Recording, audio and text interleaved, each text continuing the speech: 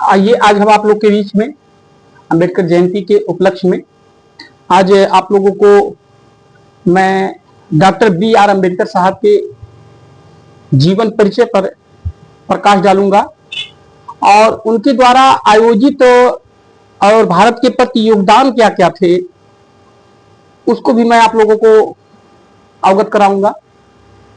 और मैं आप लोग को बता देना चाहता हूं कि जैसे कि डॉक्टर भीमराव अंबेडकर साहब के द्वारा कुछ अनमोल वाणी जो थी, जो जिन्होंने मेहनत किया और भारत के लिए संघर्ष किया और उसके बाद जाकर के हमारे भारत को एक सही दिशा और निर्देश मिला, जिसकी वजह से आज हमारे भारत में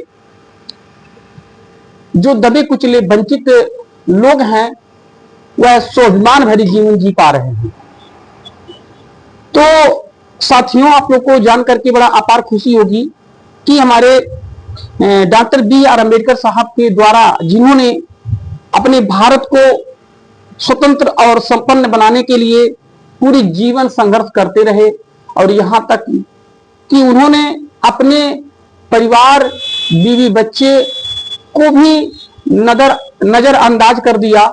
इस भारत भूमि के लिए, भारत के दबे कुचले वंचित लोगों के लिए अपना पूरा जीवन कुर्बान कर दिया।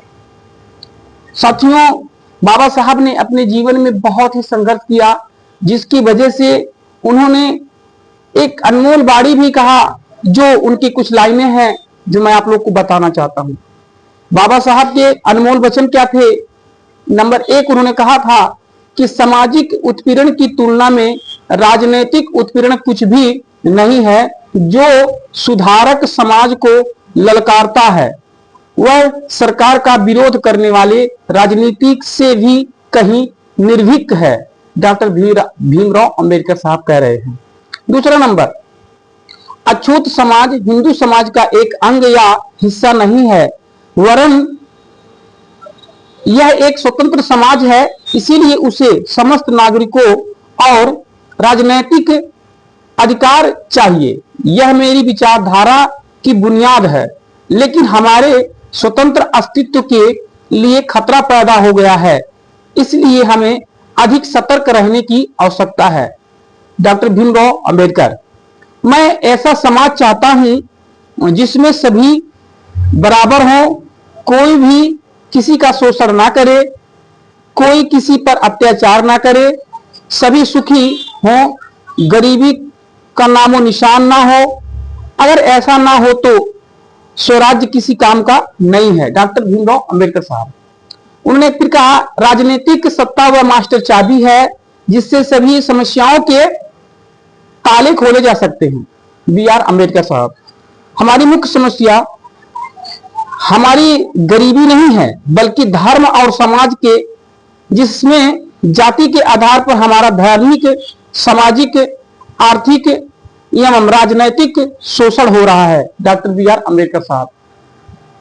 साथियों, डॉक्टर बी आर अंबेडकर साहब की जितने विचारे हैं, अगर हम उनको एक एक करते बताते रहे तो बहुत ही समय लग जाएगा। और बहुत ही विचारे हैं जिन्होंने इतना बढ़िया बढ़िया विचार दिया, लेकिन लोग आज हमारे समाज के और अन्य लोग उनको समझने में बड़ा देर कर दिया।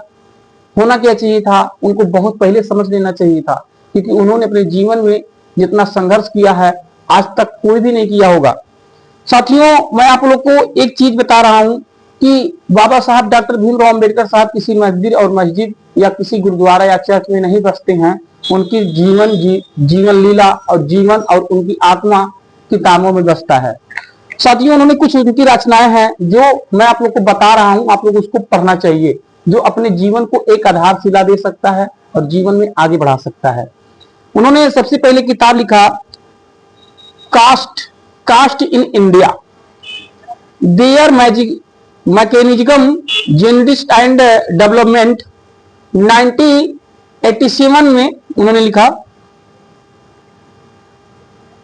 उसके बाद small holdings in India and they are remedies, 1918 में the problem of rupees, its the original and its solution, 1923 में the evaluation of public finance in British India. 1925 में लिखा एनिहिलेशन ऑफ कॉस्ट। 1927 में फेडरेशन वर्जन ऑफ फ्रीडम। 1939 में thoughts on the Pakistan. 1940 में Mister Gandhi and the emancipation of the untouchables. 1943 में Ranade Gandhi and Jinnah. 1943 में what's Congress and Gandhi have into the untouchables. 1945 में who but the Shudras. 1946 में state and magnesium the hards are their rights how to see secure them in constitution of the free India. 1947 में इन्होंने लिखा Maharashtra and linguistic privileges. 1948 में इन्होंने लिखा the ऑस्ट्रेलियज उन्होंने लिखा अनटचेबल द अनटचेबल। 1948 में इन्होंने भी लिखा थॉट ऑन द लिविंगिस्ट स्टेटस, जिन्होंने 1955 में लिखा द बुद्ध एंड हिज धम्मा। 1956 में इन्होंने लिखा। तो इस तरह से जिन्होंने इंपॉर्टेंट किताबें लिखा, जिसको पढ़ने के बाद एक गधा से गधा इंसान, अच्छा खासा इंसान और जीवन जी सकता है। उनके द्वारा उपलब्धियां क्या थी, उन्होंने आंदोलन क्या क्या चलाया था। महार सत्याग्रह 1927 में अछूतों को सार्वजनिक अधिकार दिलाने के लिए महार चौदार तालाब में पानी पीने के हेतु के लिए सत्याग्रह कराया। मनुस्मृति का दहन 25 दिसंबर 1927 को निर्दयता तथा अन्याय के समर्थक ग्रंथ को जला दिया था। नासिक सत्याग्रह 1930 में जो अछूतों को मंदिर प्रवेश से अधिकार को लेकर कालाराम मंदिर नासिक में बड़े पैमाने पर सत्याग्रह किए। गोलमेज सम्मेलन 12 नवंबर 1930 को ब्रिटिश प्रधानमंत्री मैकडोनाल्ड के सक्षम अछूत को मौलिक अधिकार दिए जाने की मांग रखी। पृथक निर्वाचन 1932 में पृथक निर्वाचन की लड़ाई जीता। पूना पैक्ट समझौता 24 सितंबर 1932 को बाबा साहब ने उस समय हस्ताक्षर किए, तब से अछूतों वंचितों को आरक्षण का अधिकार मिला। उसके बाद स्वतंत्र लेबर पार्टी का गठन किया। 1936 में स्वतंत्र लेबर पार्टी का संगठन श्रमिकों के हित के लिए काम किया। हिंदू बिल कोड के कारण त्याग पत्र 1951 में हिंदू बिल कोड सांसद के पास न होने के कारण कानून मंत्री पद से उन्होंने इस्तीफा दे दिया। भारतीय बौद्ध महासम्मेलन 1955 में किया। भारतीय बौद्ध महासभा की स्थापना तथा उनके अध्यक्ष बने। धर्म परिवर्तन की घोषणा 14 अक्टूबर 1956 में धर्म विजय दशमी के दिन हिंदू धर्म त्याग करके बौद्ध धर्म को स्वीकार कर लिया था।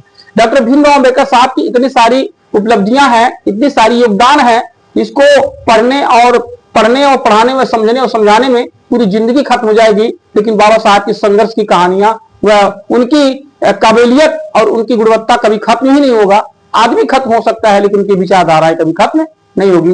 तो साथियों, आप लोगों ने अभी तक सुन रहा था मेरे द्वारा से कि आप लोग डॉक्टर भीमराव अम्बेडकर साहब के द्वारा क्या उपलब्धियां थी, क्या उन्होंने किया और क्या क्या उनकी योगदान था समाज में। तो बाकी मैं नेक्स्ट टाइम मिलेंगे आप लोग से। मैं उम्मीद करता हूं कि आप लोग हमारा इस वीडियो को ज्यादा से ज्यादा लोग पसंद करेंगे और अच्छा लगेगा। Bye bye.